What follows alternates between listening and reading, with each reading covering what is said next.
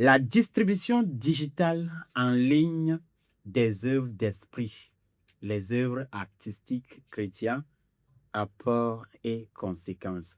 Bon, d'abord, quand on parle de la distribution digitale des œuvres, c'est-à-dire la vente en ligne des œuvres, des morceaux artistiques, qu'est-ce que ça veut dire? Je passe de mon frère à Hiram. J'allais dire pasteur Hiram. Hein? D'accord. Et merci déjà pour la question.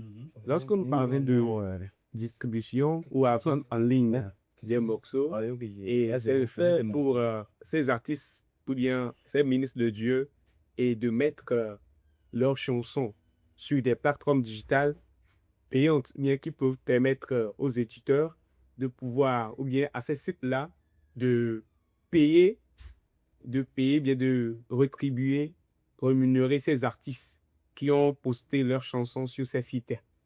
Voilà, donc je crois bien que dans le gospel, il y a plusieurs artistes qui le font déjà et il y a plusieurs plateformes également qui sont disponibles pour la distribution en ligne. Nous avons le Spotify et le Boomplay et bien d'autres. Oui, Boomplay, ce n'est pas... C'est payant aussi? Je ne pense pas. Ah bon, je ne sais pas. Hein. Et oui, Willem, rapidement. Oui, rebonsoir à tous. Alors, je vais aller droit. Bon, je vais pas aller Dans les petits détails, ouais. il a tout dit, mais la division de ligne des œuvres d'esprit chrétienne s'inscrit dans une dynamique où la parole peut atteindre des nations sans frontières. Ce que les apôtres faisaient de ville en ville, le digital le rend aujourd'hui instantané, annoncé, édifié et encouragé. Mais là, je parle de la vente, pas de la propagation seulement. Ah oui. Maintenant, est-ce que la vente des œuvres, voilà maintenant la question même, est-ce que la vente des œuvres artistiques chrétiennes en ligne est pour la propagation de l'évangile? Je crois que cela, on parle en même temps des conséquences, parce que ce n'est pas normal euh, qu'une œuvre chrétienne soit vendue, parce que le but c'est quoi? Le but c'est d'évangéliser. Alors, si il faut payer avant d'avoir la parole de l'évangile, je crois que c'est un problème. Mais attends, je ne sais pas si je dois être d'accord sur ce qui... Ah oui, c'est Parce que vous vendez les CD avant, oui. vous vendez les cassettes. Ouais. C'était toujours la parole de Dieu qui est chantée. Vous vendez aujourd'hui les clés USB. C'est la même chose qui est transportée en ligne. Et comment est-ce que tu vas dire? Avant, tu ne disais pas que la vente des CD était mauvaise. Maintenant, tu vas dire que la vente en ligne des œuvres artistiques chrétiennes, c'est chrétiens-là qui dérangent. Parce que les œuvres artistiques, bon, c'est de l'argent. On ne danse pas pour que les ingénieurs viennent nous offrir les chansons. On dépense des millions. Vous voulez qu'on mette ça gratuitement au profit des auditeurs, des internautes? C'est ce que tu veux dire? Je vais retourner chez le pasteur, bon, chez mon frère Hiram d'abord.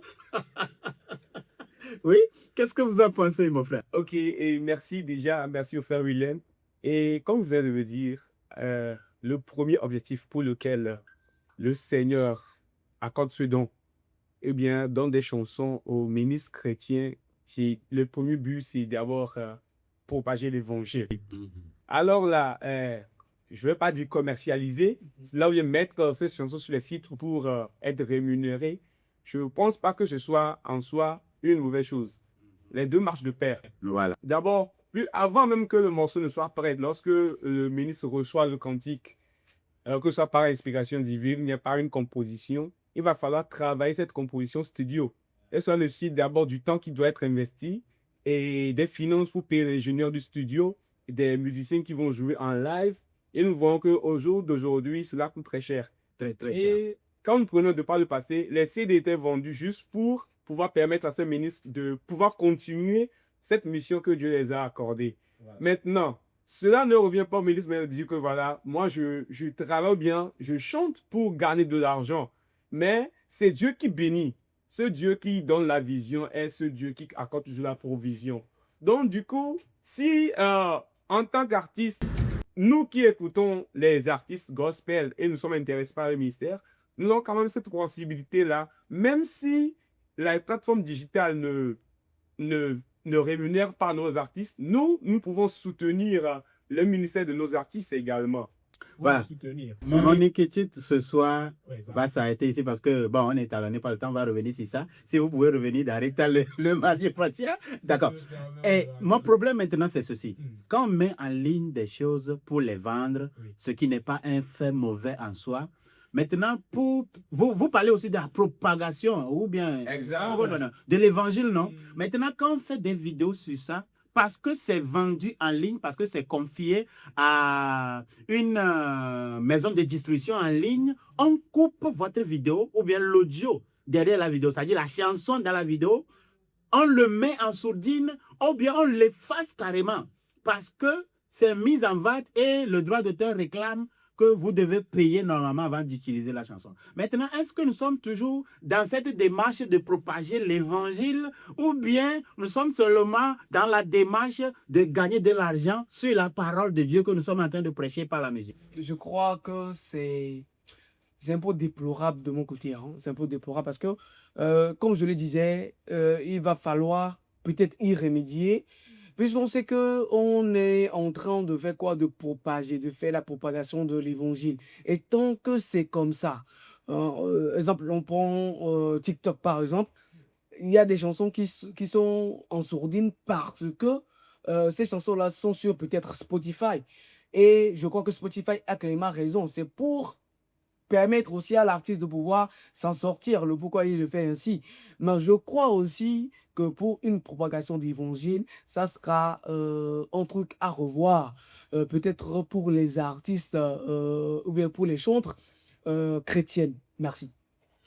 Un dernier mot rapidement, en quelques secondes, monsieur Hiram. Ok, merci, monsieur Akbedan. Et je tiens à dire merci à Dieu pour la vie des ministres du gospel, pour ce que c'est richesse d'accomplir dans l'évolution du gospel au Togo. Et je tiens toujours à encourager ces ministres de continuer pas chercher la face de Dieu, obéir davantage le peuple de Dieu. Et là, Dieu dit, celui qui sème avec l'âme va moissonner avec joie. Donc, qu'il n'y a pas de crainte. Ce Dieu qui les a accordé la vision leur donne la provision en conséquence. Merci beaucoup. Je crois que c'est fini pour aujourd'hui. Nous allons continuer prochainement. Merci de nous avoir suivis dans cette émission. Merci pour l'occasion donnée à Antijo, comment il s'appelle, Luminis, Willem et puis Eira de Adeta. Que le Seigneur vous bénisse. Bye bye. Du lever du soleil jusqu'à son coucher.